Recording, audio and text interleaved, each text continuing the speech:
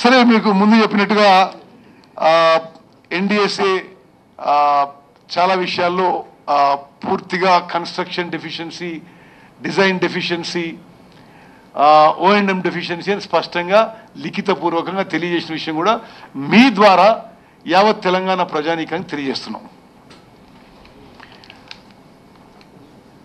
Recommendations.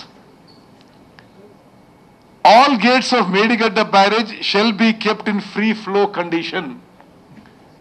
చాలా స్పష్టంగా Medigadda barrage gates lift చేసి పెట్టి అక్కడ స్టోరేజ్ వద్దు అని చెప్పి ఎన్డీఎస్ఏ చెప్పడం జరిగింది.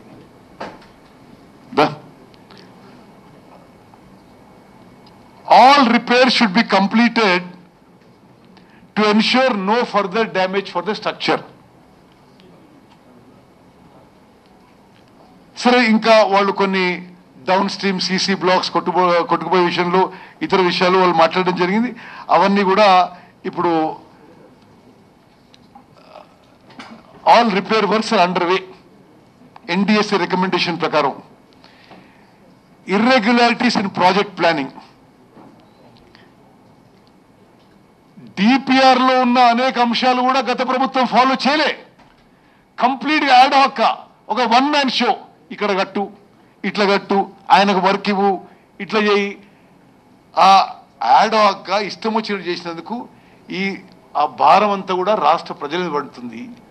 ఆ ఆర్థిక భారం, ఆ నీళ్లు రాకపోవడం, దానికి మీరు కారణం. ఈరోజు మేడిగడ్డకు పోయి కాళేశ్వరం పోయి ఏదో ఈ ప్రభుత్వం చేయలేని తప్పుడు ప్రచారం, బురద జల్లే ప్రయత్నాన్ని తీవ్రంగా ఖండిస్తున్నాం.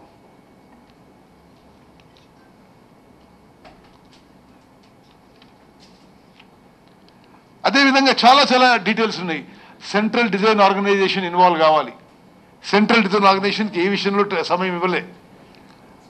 అంత హడావిడిగా అనాలోచితంగా ఒక మనిషి నిర్ణయాల ప్రకారం జరిగినాయి. అందుకోసం ఈరోజు ఈ పరిస్థితి ఏర్పడ్డది. ఇప్పుడు అదే వీళ్ళు ఈ నిర్ణయం తీసుకోకుండా ఉండి ప్రాణహిత చేవెళ్ల ప్రాజెక్టు పనులు చేపట్టి ఉంటే ఇప్పటి వరకు పూర్తయ్యేది.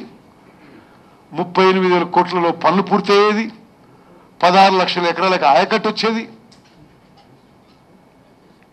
అది చేయకుండా వాళ్ళు, నేను ముందు చెప్పినట్టుగా కమిషన్ల కక్కుర్తి కోసం ఎక్కువ ప్రాజెక్ట్ కాస్ట్ అయితే ఎక్కువ పైసలు వస్తేనే దురుద్దేశంతో ముందుకు పోయి ఆ భారం మొత్తం కూడా తెలంగాణ ప్రజానీకం మీద మోపి ఈరోజు ఏదో పోయి ఆడిపోయి మాట్లాడుతుంటే క్షమాపణ చెప్పాలి. కేటీఆర్ గారు, మీరు, మీ తండ్రి, మీరందరూ కూడా తెలంగాణ ప్రజానీకానికి క్షమాపణ చెప్పాలి. ఉమ్మడి ఆంధ్రప్రదేశ్లో కానీ స్వతంత్ర భారతదేశ చరిత్రలో ఇంత ఘోర తప్పిదం ఏ ముఖ్యమంత్రి చేసుకుంటాడు? ఇంత ఆర్థిక భారం ఎవరు కూడా ఏ రాష్ట్రంలో స్వతంత్ర భారతదేశంలో చేసి ఉండరు. మరి తప్పు చేసి మీరు ఆడిపోయి ఏడో గోదావరి వరద ఉంది, ఇప్పుడు అందరికి తెలుసు. ఆ గోదావరి వరద వాళ్ళ వల్ల వస్తలేదు నీళ్లు. ఆ నీళ్లు చూపెట్టి ఈ నీళ్లు అంటే మరి దానికి కట్టిన మేడిగడ్డ బ్యారేజ్ మీ వల్లనే కూలిపోయింది కదా. నేను ముందు చెప్పినట్టుగా ప్రాణహిత చేవెళ్ల ప్రాజెక్టు 38,500 కోట్ల పూర్తయ్యేది.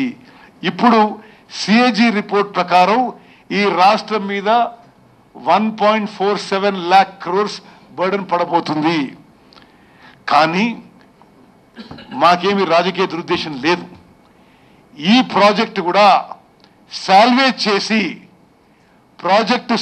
చేసి ఎన్డీఎస్ఏ లాంటి నిపుణుల సలహాలు తీసుకొని వారి రికమెండేషన్ ముందుకు పోయి ఈ ప్రాజెక్టు మొత్తం కూడా ఉపయోగంలో తీసుకురావాలని ఈ ప్రభుత్వం ప్రయత్నం చేస్తుందనే విషయం కూడా స్పష్టంగా చెప్తున్నా.